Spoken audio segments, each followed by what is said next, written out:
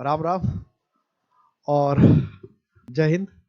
3 question से हम लोग हमेशा क्लास को शुरू करते हैं। आज भी शुरू करेंगे 3 क्वेश्चन से। रखते हैं 3 क्वेश्चन आपके लिए। नेक्स्ट देखते हैं question.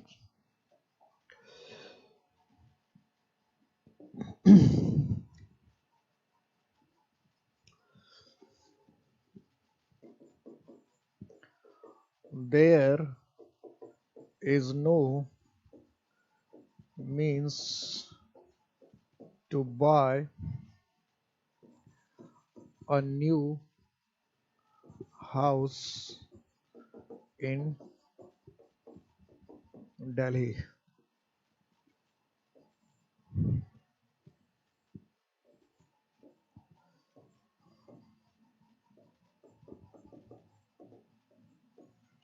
No error. First question number 1. Question number 2.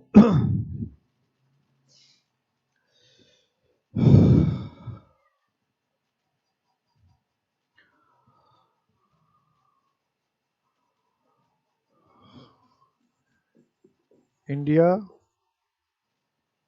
is a country which is replete with superstitions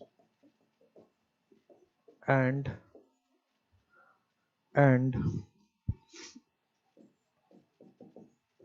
blind beliefs.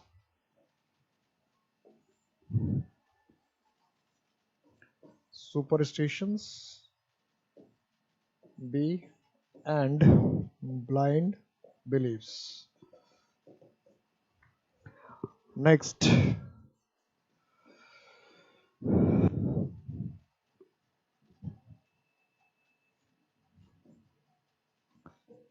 a few bucket full of water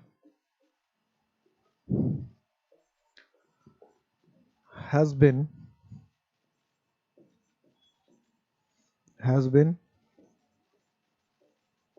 used.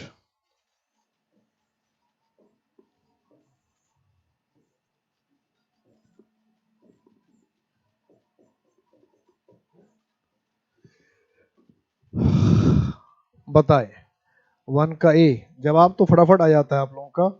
मैं सामने से हट जाता हूं, जवाब तो फटाफट आ जाता है। जवाब में कोई प्रॉब्लम नहीं है आप लोग की।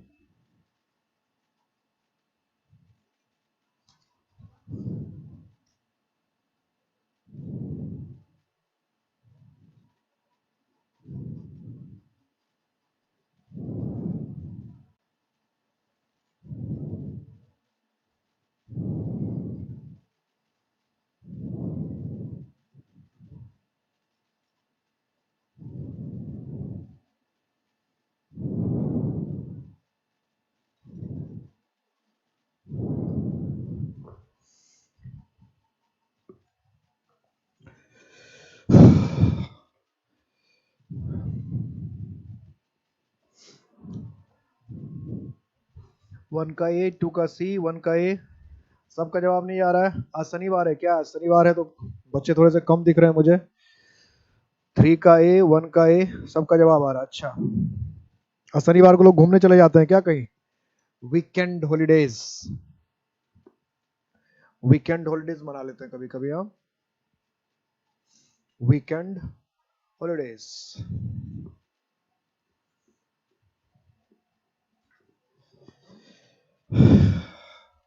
वन का ए, 2 का सी। एक का जवाब जो है 3 का नहीं है, 1 का आया, 2 का आया, 3 का जवाब अभी तक नहीं आया।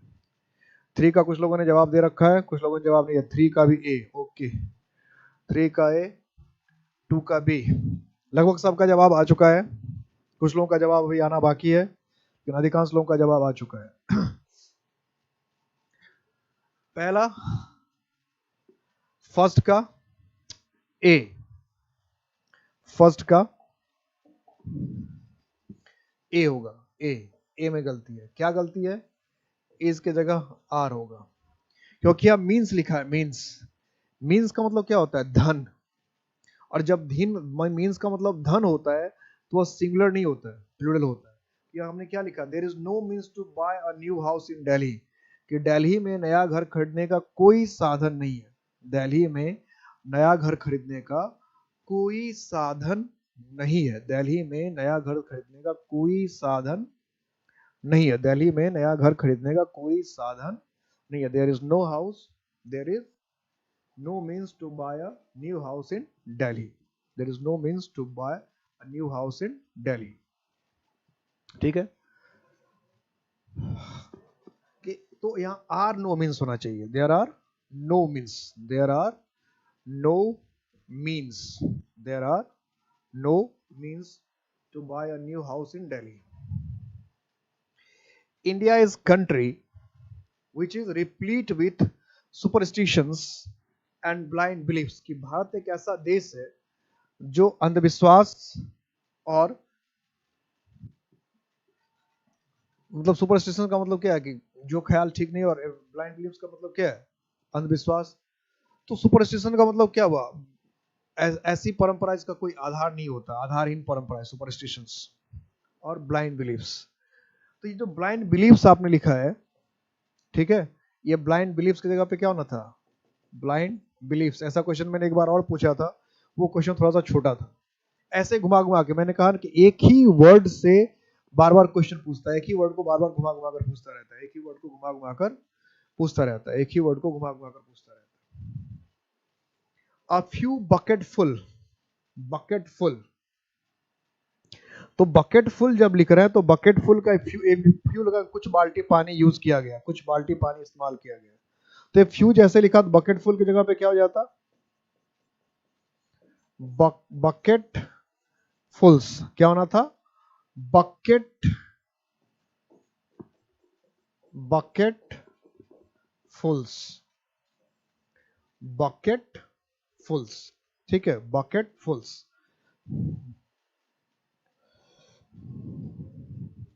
बकेट फुल्स। तो ये 3 क्वेश्चंस थे। अब जो पिछली क्लास में हमने किया था, तो पिछली क्लास में कुछ वर्ड्स लिखवाए थे, उस वर्ड्स का मीनिंग लिखना बाकी रह गया था। ठीक है, तो वो सारे वर्ड्स आपको याद है? कितने वर्ड्स लिखवाए थे बताइए? कुछ वर्ड्स लिखाए थे जो हमेशा प्लूरल होते हैं, जो ना तो इंस्ट्रूमेंट के नाम थे, ना ही ड्रेस का नाम था, ना ही पार्ट्स ऑफ बॉडी था, लेकिन वो होते हमेशा प्लूरल थे। ऑलमोस्ट 30 के आसपास मैंने वर्ड्स लिखवाया था। वो 30 वर्ड्स, कितने वर्ड्स लिखवाए थे बताइए? उन सब का मीनिंग लिखना है, उन सब का आज मीनिंग लिखना है, फिर उसके बाद आगे बढ़ना है। कितने वर्ड्स लिखवाए थे? सारा वर्ड्स है कि आपके पास लिखा हुआ कि मैं कितने वर्ड्स लिखाए थे? मुझे लगता है 30 के आसपास, 25 to 30 के बीच में कुछ वर्ड्स लिखाया था। सारे वर्ड्स लिखे हुए क्या आपके पास? सबका मीनिंग लिखना है ना? 30 सबका मीनिंग लिखना है ना? तो चलिए मीनिंग पर आते हैं।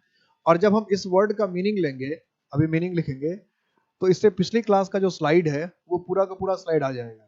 ठीक है, पूरे का पूरा स्लाइड आ जाएगा सारा, क्योंकि उसमें से काट के स्लाइड हम नहीं ला सकते हैं। तो पिछली क्लास का जो पूरा स्लाइड होगा वो आ जाएगा। तो 36 और 37 में कुछ स्लाइड जो है कॉमन, 36 वाली कॉमन हो जाएगी। तो जब आप उसका पीडीएफ देखेंगे तो थोड़ा इसमें घबराएंगे नहीं कि एक बार एक ही पीडीएफ 2 बार आ गया। वो आ जाए, क्योंकि अगर मैं, क्योंकि मुझे तो सारे वर्ड्स याद है नहीं क्या क्या लिखवाया था, और आपसे अगर पूछ पूछ के मैं लिखवाऊंगा तो बहुत टाइम लग जाएगा। तो इसलिए मैं वो पीडीएफ फिर वापस लाता हूँ। तो वो पीडीएफ क्या होगा, इस क्लास में भी ऐड आ जाएगा। तो 36 वाला सारा का सारा पीडीएफ अब 37 के शुरू में भी आपको दिखेगा। तो जब मतलब दोबारा क्लास आप पढ़ेंगे तो उससे कोई फर्क नहीं पड़ता है, उस सारे पीडीएफ को आप आगे कर दीजिएगा और फिर जो इस 37 क्लास की होगी वो देख लीजिएगा।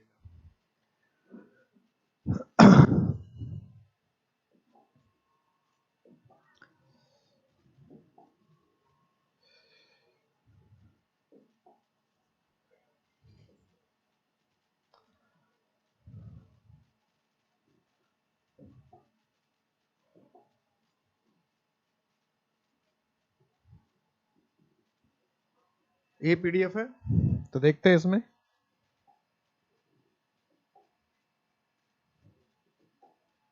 ये वर्ड्स तो ये 4-5 पेज जो है ना 37 वाला 38 क्लास में भी आ जाएगा, इस क्लास में भी आ जाएगा। तो मतलब 37 और 38 में कुछ पीडीएफ आपको कॉमन, मतलब 37 वाले 4 पीडीएफ फिर से दिख जाएंगे, तो उसमें कोई घबराने की बात नहीं। अब देखिए यहाँ पेज नंबर 6 हो गया ना, अभी पेज नंबर 2 था, पेज नंबर 6 तो मतलब 4 पेज एक्स्ट्रा हो जाएगा, पीडीएफ में हो जाएगा, तो उसके लिए परेशान होने की जरूरत नहीं, क्लास में तो जो है वैसे वही रहेगा। तो इसका मीनिंग लिखिए। आर्म्स, आर्म्स का मतलब क्या है? हथियार। आर्म्स का मतलब क्या है? हथियार, हथियार। एसिस, एसिस का मतलब क्या होता है? खाक, खाक। जैसे घर वगैरह जल गया और जलने के बाद जो बचा उसको हम क्या कहते हैं? खाक। तो एसिस। और नॉर्मली लोग खाक को ऐश ऐश कहते रहते हैं, जल कर अगर कुछ बच गया तो उसको क्या कहते हैं? एसिस, एसिस, आर, राख। आर्म्स, आर्म्स, आर्म्स का मतलब होता है भीख, डोनेशन, भीख, भीख या डोनेशन, डोनेशन। आर्म्स, भीख या डोनेशन। असेट्स, असेट्स का मतलब होता है संपत्ति, वेल्थ, प्रॉपर्टी, संपत्ति, वेल्थ या, और किसी का मीनिंग समझ में नहीं आया तो पूछ लेंगे तुरंत। एनल्स, ये तो वन वर्ड ऑप्शन में कई बार आ चुका है, एनल्स कई बार आ चुका है। एनल्स, एनल्स का मतलब होता है हिस्ट्री, इतिहास। जैसे कहा the annuls of India, the annuls of India, history, इतिहास। बिलोंगिंग्स, बिलोंगिंग्स का मतलब होता है किसी की पर्सनल प्रॉपर्टी, पर्सनल प्रॉपर्टी। जैसे ये है तो ये मेरी पर्सनल प्रॉपर्टी है, इसका मैं डेली यूज करता तो ये मेरा बिलोंगिंग्स है। ये मेरी पर्सनल प्रॉपर्टी है, इसका मैं डेली यूज करता, ये मेरा बिलोंगिंग्स है। ये वॉच मैं डेली यूज करता, ये मेरा बिलोंगिंग्स है। ये टी शर्ट मैं डेली यूज कर रहा हूँ, ये मेरे बिलोंगिंग्स है। अब इसको इधर उधर कोई वापस नहीं ले सकता है कि ये टी शर्ट मेरा है, इम्पैक्ट अगर मेरे वाले आ जाए आप कहेंगे सर ये टी शर्ट मैंने दिया, मेरा है, मुझे वापस कर दो, ऐसा नहीं हो सकता है।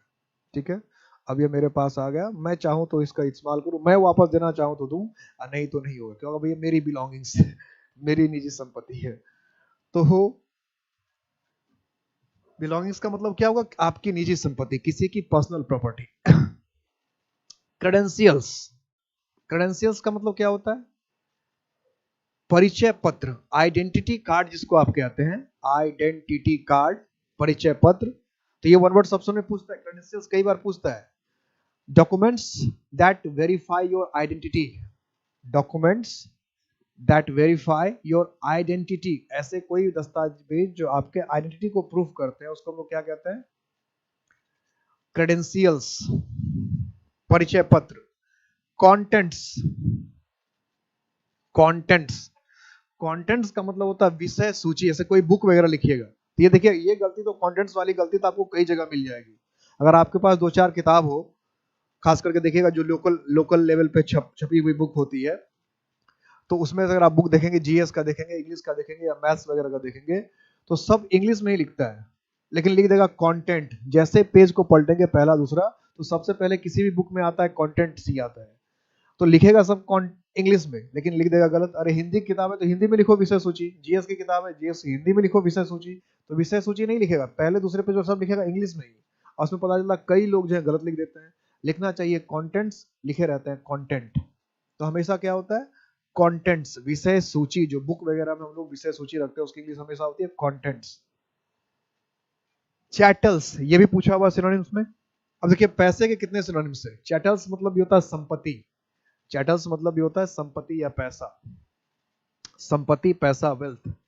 ड्रैग्स, ड्रैग्स का मतलब होता है, अगर हिंदी में बात करें तो अगर जियोग्राफी वगैरह आपने पढ़ा होगा तो उसको कहते हैं तल छठ, तल छठ। अब तल छठ क्या होता है? तल मतलब क्या होता है? जमीन, और छठ मतलब क्या? छटा हुआ, बचा हुआ। तो जब जियोग्राफी आप पढ़ते हैं, भूगोल पढ़ते हैं, तो उसमें पढ़िएगा नदी जब अपने साथ, नदी जब बहती है, नदी का पानी जब बहता है तो अपने साथ कई चीज तरह की गंदगी को भी बहा के ले जाता है, मिट्टी वगैरह को जमा लेता है, और फिर कहीं पर वो क्या सारी मिट्टी को क्या करता है? इकट्ठा कर देता है, जमा कर देता है, ढेर लगा देता है। तो उसी चीज को हम क्या कहते हैं? तलछट, ड्रैग्स। हिंदी में कहते हैं तलछट और इंग्लिश में कहते हैं ड्रैग्स। कुछ लोग इसको एक्सप्लेन भी करते हैं, वन वर्ड ऑप्शन में अगर हम पूछ देता है तो लोड कैरिड बाय वाटर या रिवर, क्या हो जाता है? लोड कैरिड बाय रिवर्स कि नदी अपने द्वारा जो साथ बहा ले जाती है मिट्टी गंदगी, उसको हम लोग कहते हैं ड्रेक्स, तलछट। लीज, लीज और ड्रेक्स जो है सिनोनिम्स है। जो लीज का मीनिंग है वही लीज और ड्रेक्स दोनों सिनोनिम्स है। लीज का मतलब भी है तलछट, पेंदी वगैरह में जमी हुई गंदगी, पेंदी वगैरह में जमी हुई गंदगी, लीज। पेरिसेबल्स, एक ली भी होता है वर्ड, ये भी ध्यान रखना, एक वर्ड ली भी होता है, ये भी पूछा हुआ है।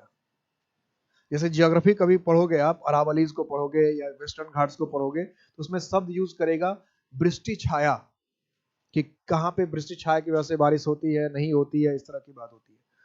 तो वृष्टि छाया जो इंग्लिश में लिखा है, हिंदी में लिखा जाता है, उसकी इंग्लिश होता है लीवार्ड रेन, लीवार्ड। तो ली का मतलब किसी चीज का पिछला हिस्सा भी होता है, ये वन वर्ड ऑप्शन में इसलिए भी पूछता है। ली का मतलब किसी चीज का पिछला हिस्सा, बैकवर्ड, बैक हिस्सा, बैक पार्ट, किसी चीज का पिछला हिस्सा, ली।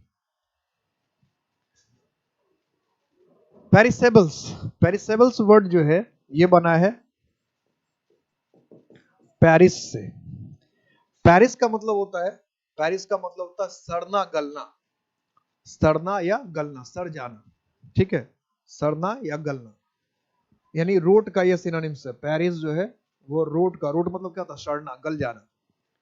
तो पेरिसेबल्स का मतलब होता है फल और सब्जियां, फल और सब्जियां जो आसानी से सड़ या गल जाते हैं, या जो आसानी से रोट हो सकते हैं, डिके हो सकते हैं, जो आसानी से खराब हो सकते हैं, उनको कहा जाता है पेरिसेबल्स।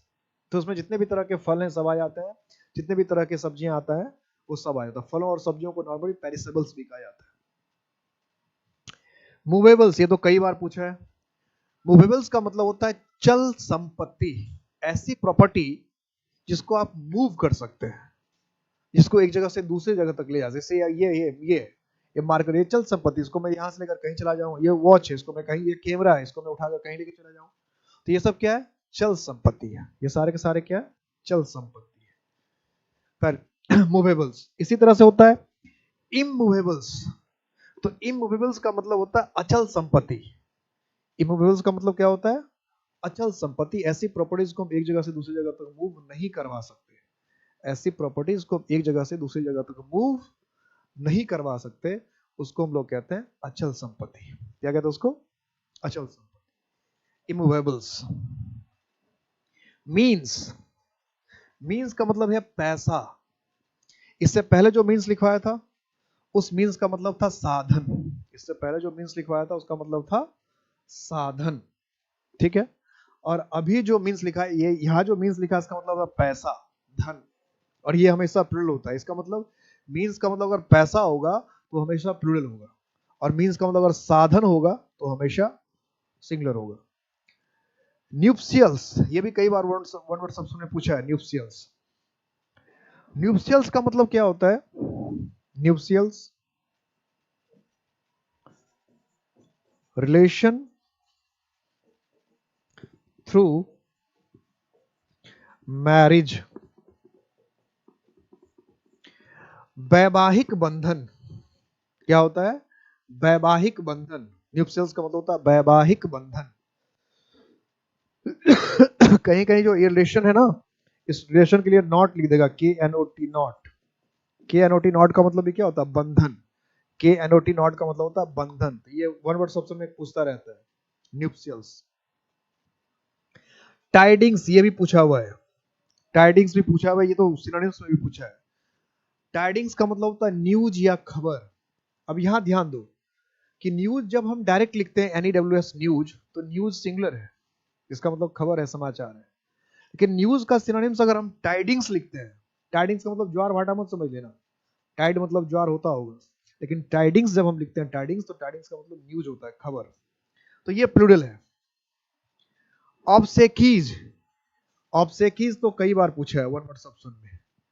ऑब्सेकीज का मीनिंग होता है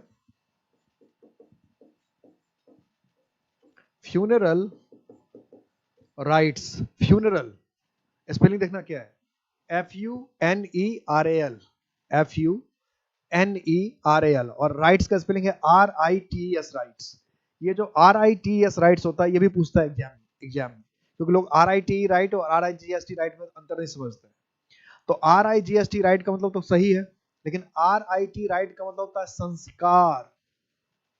संस्कार, हमारे जो संस्कार है, हमारे जो परंपराएं वगैरह होती है, जैसे हमारा जनेऊ का संस्कार है या हमारी शादी का संस्कार है, तो ये सब जो इसमें जो तरह तरह के हम जो प्रोसेस अपनाते हैं, उन सब चीजों को कहते हैं राइट्स। जैसे कोई मरता है तो हम उसको आग लगाते हैं, या फिर उसको नहलाते हैं, या उसको गंगा जल देते हैं, या फिर उसको तुलसी देते हैं। ये सब जो चीजें करते हैं, या कुछ दान पुण्य करते हैं, ये सारे के सारे क्या कहते हैं? राइट्स। ये सब हमारे संस्कार है। तो फ्यूनरल राइट्स का मतलब होता है दाह संस्कार। किसी व्यक्ति के मरने पर जो चीजें की जाती है, किसी चीज के मरने पर जो किया जाता है, व्यक्ति के मरने पर, उसको कहते हैं फ्यूनरल राइट्स, दाह संस्कार। ऑब्सेकीज। मोलासेस ये केमिस्ट्री में यूज होता है, पढ़ा होगा आपने, केमिस्ट्री में देखिएगा ध्यान से, मोलासेस अक्सर आता है। ये शुगर इंडस्ट्री से रिलेटेड होता है। जब हम शुगर केन से, गन्ने से गुड़ वगैरह बनाते हैं, तो वह छोई की लोई पता नहीं क्या निकलता है, उसी को हम लोग क्या कहते हैं? मोलासेस। ये शुगर इंडस्ट्री में यूज होता है। फंड्स, यहां ध्यान दीजिएगा, या जो फंड्स लिखा है, फंड्स, तो एक वर्ड होता है फंड, एक होता है फंड्स। फंड का मतलब होता है कोष। फंड का मतलब होता है कोष, खजाना। तो खजाना खाली भी हो सकता है, खजाना खाली भी हो सकता है। और फंड्स का मतलब क्या है? फंड्स का मतलब होता है राशि, पैसा। जैसे हम घूम घूम कर किसी से पैसे इकट्ठे कर रहे हैं, तो हम ये नहीं कहेंगे फंड कलेक्ट कर रहे हैं, ये नहीं कहना चाहिए, क्योंकि आप कोष कलेक्ट नहीं कर रहे हैं, खजाना कलेक्ट नहीं कर रहे हैं, आप पैसे कर रहे हैं। तो जब आप पैसे की बात करते हैं, तो पैसे का इंग्लिश होता है फंड्स। और जो फंड है वो तो कोष है, खजाना है, वो खाली भी हो सकता है, ऐसे भी हो सकता है, तो कुछ भी हो सकता है। लेकिन फंड्स की बात करें तो फंड्स का मतलब पैसा। ठीक है। सराउंडिंग्स। सराउंडिंग्स का मतलब होता है परिवेश, माहौल। ये वर्ड तो कई बार पूछा है, कई बार। सराउंडिंग और एनवायरंस, ENVIRONS, एनवायरंस, ये दोनों कई बार पूछता है, क्योंकि दोनों बहुत कॉमन वर्ड है। तो सराउंडिंग्स का मतलब भी हो गया परिवेश, और एनवायरंस का मतलब भी क्या हो गया? परिवेश। परिवेश, माहौल, आस पड़ोस, एटमोस्फियर। और कौन सा वर्ड था इसमें? और था ईव्स। ईव्स, तो ईव्स का जो मतलब होता है, अलग अलग स्टेट में अलग अलग वर्ड यूज करते हैं। हिंदी में जो वर्ड यूज होता है, दो वर्ड यूज होता है, मैं बता रहा हूं, देखिए उसमें से आप लोग कौन सा वर्ड यूज करते हैं। एक होता है ओरी। क्या वर्ड होता है? ओरी। और कुछ लोग यूज करते हैं ओलती। ये ओरी और ओलती क्या होता है? जैसे आप घर वगैरह बनाते हैं, तो घर में देखिएगा थोड़ा सा खिड़की के ऊपर का ऐसा थोड़ा सा छज्जा टाइप का बाहर निकाल देते हैं, या छत पे थोड़ा सा बाहर सा प्रोजेक्टेड पार्ट लिखा रहता है, या कोने में थोड़ा सा हिस्सा बाहर निकला रहता है। तो इस तरह के जो बाहर निकले हुए हिस्से होते हैं घर के, इस तरह के हिस्से को हम लोग क्या कहते हैं? ईव्स। हिंदी में कहते हैं ओरी या ओलती, जैसे भी बोलते होंगे। इसलिए इससे एक वर्ड और बना हुआ है इंग्लिश में, जो कई बार वन वर्ड सब्सों में पूछा है, क्योंकि वहां थोड़ी सी जगह बन जाती है, वहां पर कोई छुप के खड़ा हो सकता है, वहां कोई रुक सकता है, ठहर सकता है, मतलब खड़े हो सकता है, छुप सकता है। तो इसीलिए इस तरह इसमें एक वर्ड और यूज किया जाता है, ईव्स ड्रॉपर। ईव्स ड्रॉपर, ये वन वर्ड सब्सों में कई बार पूछा हुआ वर्ड है, ईव्स ड्रॉपर। ईव्स ड्रॉपर का मतलब होता है छुप छुप कर सुनने वाला।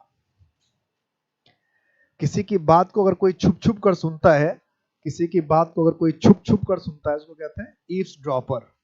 तो ईव्स का मतलब हो गया ओरी ओलती छज्जा, जहाँ पे लोग कुछ छुप के सुनते थे, या थोड़ी सी जगह बन जाए जहाँ पे, और ईव्स ड्रॉपर बना दिया, जिसका मतलब हो जाता है छुप छुप कर किसी की बात सुनने वाला। ईव्स ड्रॉपर का मतलब हो जाएगा छुप छुप कर किसी की बात सुनने वाला।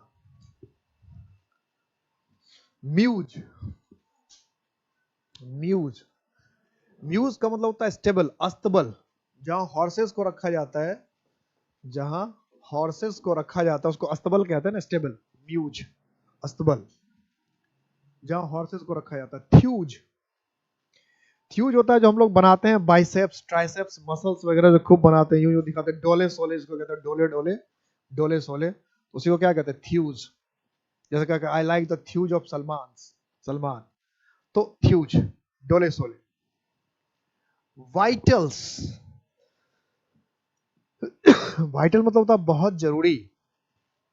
तो वाइटल का मतलब होता है वाइटल थिंग्स, जितनी भी चीजें आपके लिए बहुत जरूरी है, आवश्यक है, उसको कहते हैं। यानी ये जो वाइटल्स लिखा रहता है, एस लिखा रहता है, उसमें सब में थिंग्स छुपा रहता है। तो वाइटल्स लिखा है, इसका मतलब वाइटल थिंग्स, आवश्यक चीजें, आवश्यक वस्तुएं, जैसे हमारे लिए पानी है या हवा है, ये सब क्या वाइटल्स है, इसके बिना काम नहीं चल सकता है। इसी तरह से ये भी होता है इसेंशियल्स। इसेंशियल्स का मतलब भी क्या होता है, बेहद जरूरी चीजें। तो इसेंशियल का मतलब इसेंशियल थिंग्स, इसमें भी इसेंशियल्स लगा, इसका मतलब क्या, इसेंशियल थिंग्स, ऐसी चीजें जो आवश्यक, जैसे रोटी है, कपड़ा है, मकान है, ये सब हमारा क्या है, इसेंशियल है, बहुत आवश्यक है, बहुत जरूरी है। वेजेस, वेजेस में मैंने स्टार लगाया था, इसकी वजह यह है कि वेजेस के दो मतलब है, इसको आराम से लिखिएगा, वेजेस के दो मतलब है। वेजेस का मतलब अगर मजदूरी है, वेजेस का मतलब अगर मजदूरी है तो ये सिंगुलर है, और वेज का मतलब अगर रिजल्ट है, परिणाम है, तो ये फिर प्लूरल है। वेजेस का मतलब अगर मजदूरी है, मजदूरी जैसे काम करते हैं और उसके बदले जो पैसे लेते हैं, उसी तो वेज कहते हैं, वेज मजदूरी। तो अगर वेजेस है तो फिर मजदूरी है तो सिंगुलर है, लेकिन वेजेस का मतलब अगर परिणाम है, रिजल्ट है, तो फिर क्या है, प्लूरल है। ग्रीन्स, ग्रीन्स का तो मतलब पता है, हरी हरी सब्जियां या हरियाली, हरी हरी हरे हरे पेड़ पौधे या ग्रीन एटमॉस्फेयर, सब क्या कहता है, ग्रीन्स में आता है। हरी सब्जियां भी आ सकता है, या हरे भरे जो माहौल होते हैं, पेड़ पौधे, सब ग्रीन्स में आते हैं। वेजिटेबल्स पता है, ये सब्जियां। फ्रूट्स, ये भी ध्यान देना, फ्रूट्स ये भी बहुत इंपॉर्टेंट है। फ्रूट्स दो वर्ड है, एक है फ्रूट और एक है फ्रूट्स, दोनों का ध्यान रखना।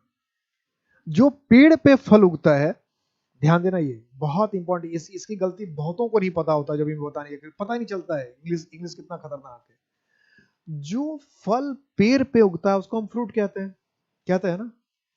तो जो पेड़ पे उगने वाले फल है, वो चाहे कितने भी हो,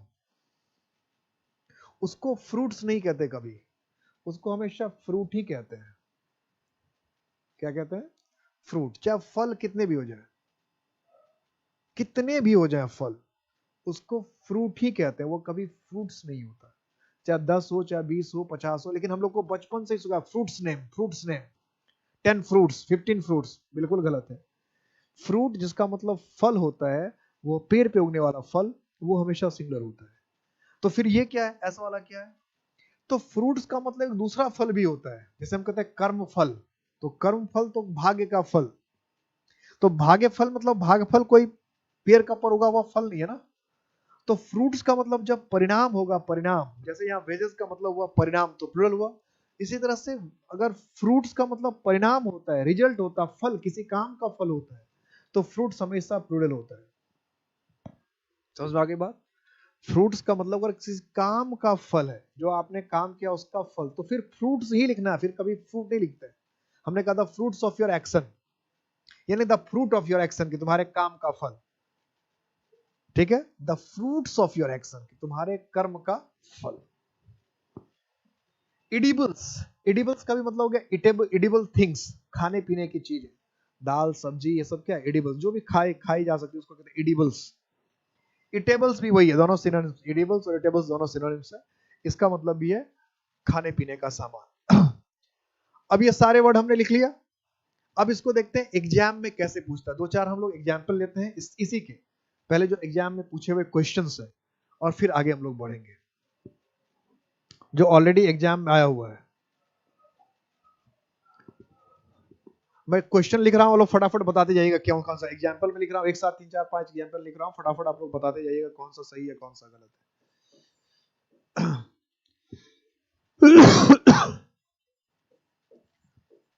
The wages of sin are death.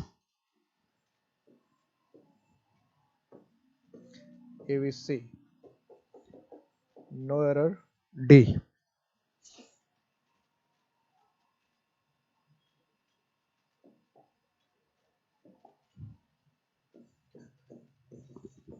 We have to face the fruit of our actions.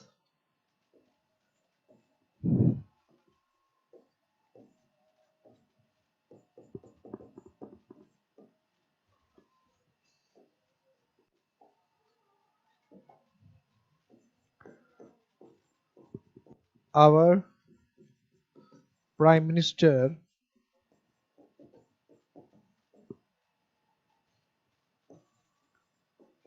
focuses on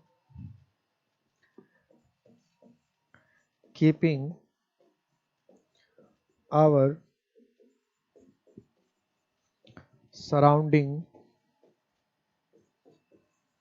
clean. और कोई गलती नहीं तो नो एरर.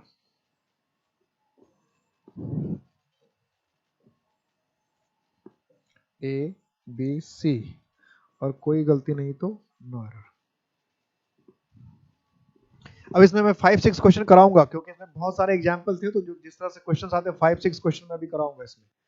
उसके बाद बात बनेगी. फटाफट फटाफट बनाना.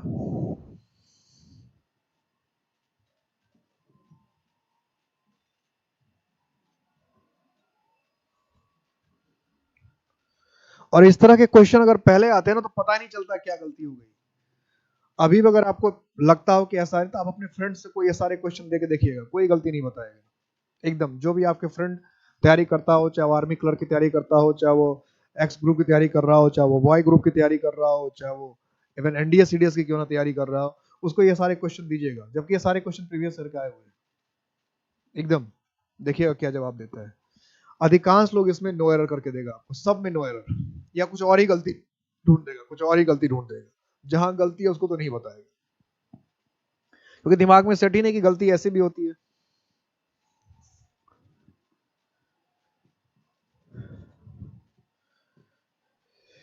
ये जो पहला सेंटेंस है ये तो बाइबल की लाइन है, ये कई बार एग्जाम में आया है, कई बार ये. और ये बाइबल की लाइन है, ये बाइबल की लाइन है. आ गया सबका जवाब? 3 का बी, 2 का बी. सारे क्वेश्चन का जवाब अभी आया नहीं है. सारे क्वेश्चन का जवाब यही आया नहीं है.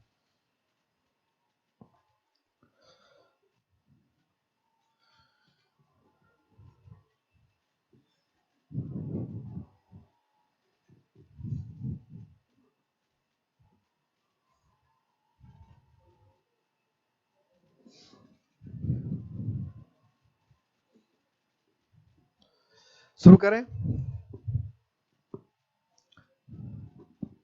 शुरू करें सबका?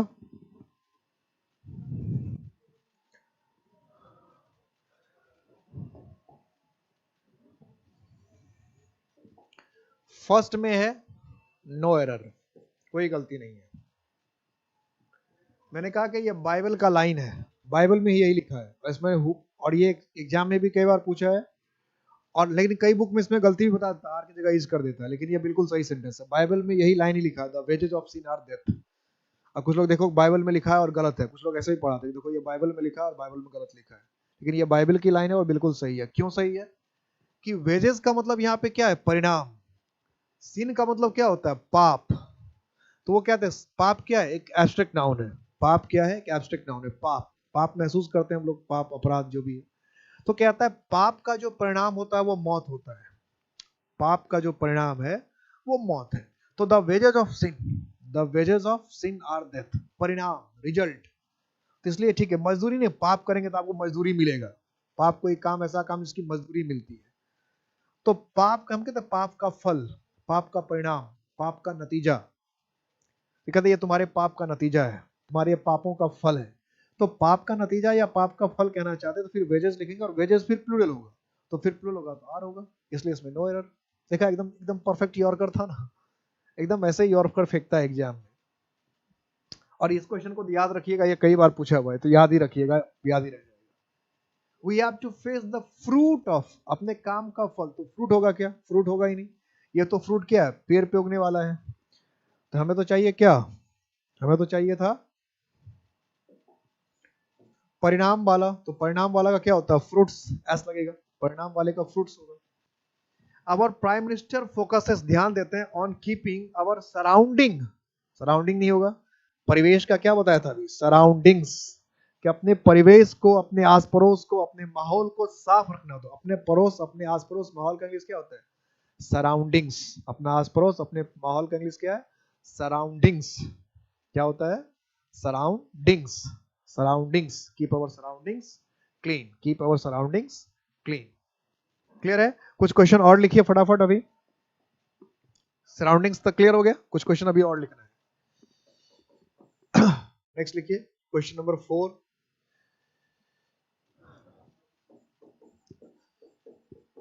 The criminal was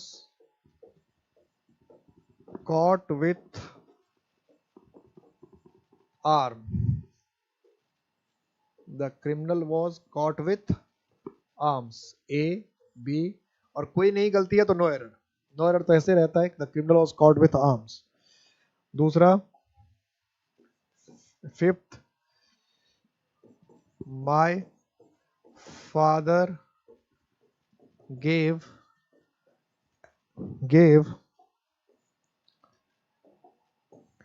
an alms to the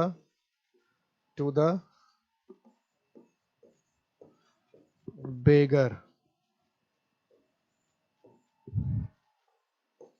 A B C, कोई गलती नहीं है तो no error.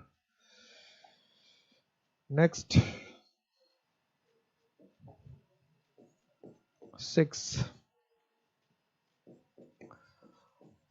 the ambassador submitted his credential to the president। कभी कोई तो प्रेसिडेंट के लिए लिखता है हिज एक्सीलेंसी। क्या लिख देता है? His excellency. कि the ambassador has submitted his credential to his excellency. 7, riches have wings। riches have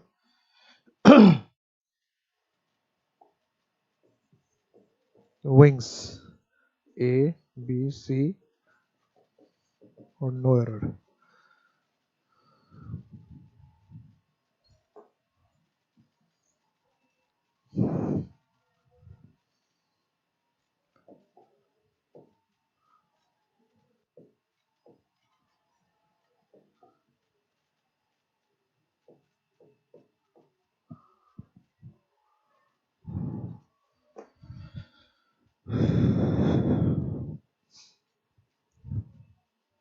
बनाइए फटाफट, फटाफट बनाइए।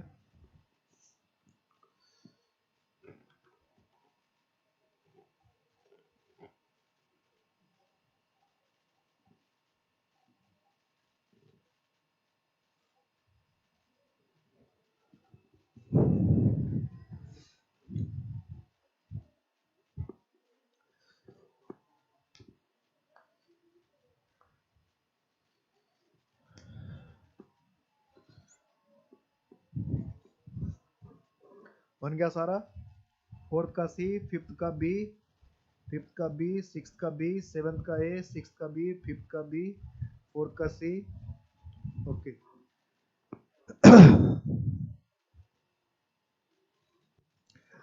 अब समझ क्वेश्चन। तो अब देखिए, ये अब क्वेश्चन देखकर आपको चैप्टर समझ में आ जाएगा। ये भी बात है कि क्वेश्चन देखकर ही आप समझ जाएंगे कि किस चैप्टर का ये क्वेश्चन हो सकता है, किस चैप्टर का क्वेश्चन हो सकता है।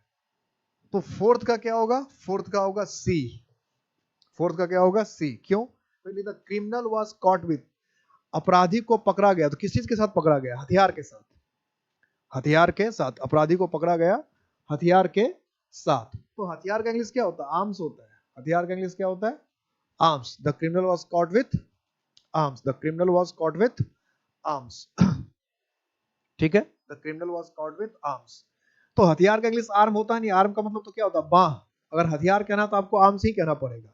हथियार कहना तो आपको आर्म्स ही कहना पड़ेगा, आर्म कहने से बात नहीं बनेगी। My father gave an alum. भीख, भीख का तो आल्म होता ही नहीं है, इसलिए इसमें दो गलती है। क्या होगा? आल्म्स। भीख, आल्म तो होता ही नहीं है, भीख का आल्म्स होता, कोई वर्ड ही नहीं है आल्म, तो आल्म लिखना पड़ेगा। एन भी गलत है, आल्म जानबूझकर एन आल्म लिखता है ताकि लोगों को क्या लगे, ठीक है एन भी है आल्म भी है तो ठीक लगेगा, लेकिन जिसको पता है कि भाई आल्म तो कोई वर्ड ही नहीं है, वर्ड तो होता है आल्म्स, तो क्या लिखना पड़ेगा, आल्म्स। द एम्बेसडर, एम्बेसडर का मतलब क्या होता है, राजदूत, जो बाहर से आते हैं हमारे देश में। सबमिटेड, दिया, हिज क्रेडेंशियल, क्रेडेंशियल होगा, परिचय पत्र का क्या होता है, क्रेडेंशियल्स, तो क्या लिखना पड़ता है, हिज क्रेडेंशियल्स, यानी इसका क्या गलती है, सिक्स में क्या गलती है, बी, क्रेडेंशियल की जगह क्या होगा, क्रेडेंशियल्स, क्रेडेंशियल की जगह क्या होना है, credentials. Riches have wings, riches have wings, seven का क्या जवाब दिया है, सेवन का ए दिया है, सेवन का सिर्फ एक ने जवाब दिया और लोगों ने जवाब ही नहीं दिया, सेवन का सिर्फ एक ही जवाब आया और जवाब नहीं आया।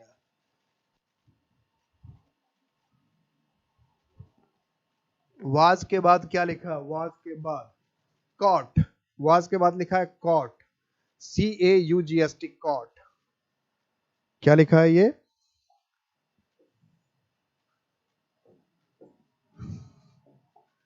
CAUGHT,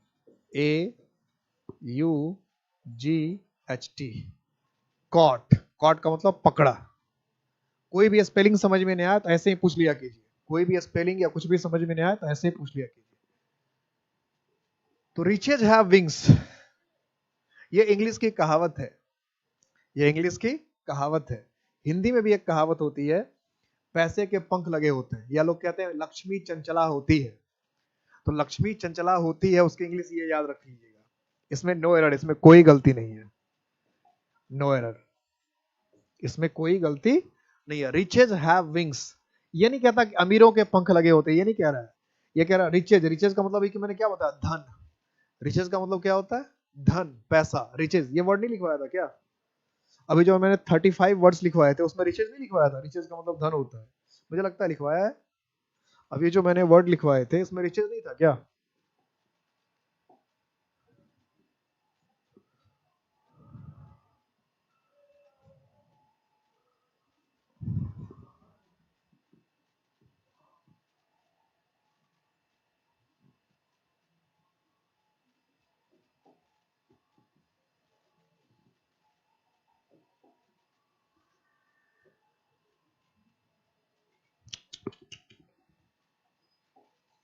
ये तो आप लोगों के साथ थोड़ी सी नाइंसाफी हो गई, रिचेज वर्ड में इसमें लिख, इसलिए अब चलिए इस गलती को तो माफ कर देते हैं, तो एफ से कोई गलती हो सकता है, इसमें रिचेज भी लिखना है, रिचेज, इस वर्ड के लिस्ट में इटेबल्स के बाद रिचेज भी लिखना है, रिचेज, RICHES, रिचेज, रिचेज का मतलब होता है धन, पैसा, रिचेज, रिचेज भी वर्ड था इसमें लिखना चाहे, अब तो ये मेरी गलती होगी, चलो रिचेज छूट गया था, इतने वर्ड में एक वर्ड रिचेज छूट गया था, तो रिचेज, रिचेज भी इंग्लिश का वर्ड है और रिचेज का मतलब होता है धन, तो क्या हो जाएगा,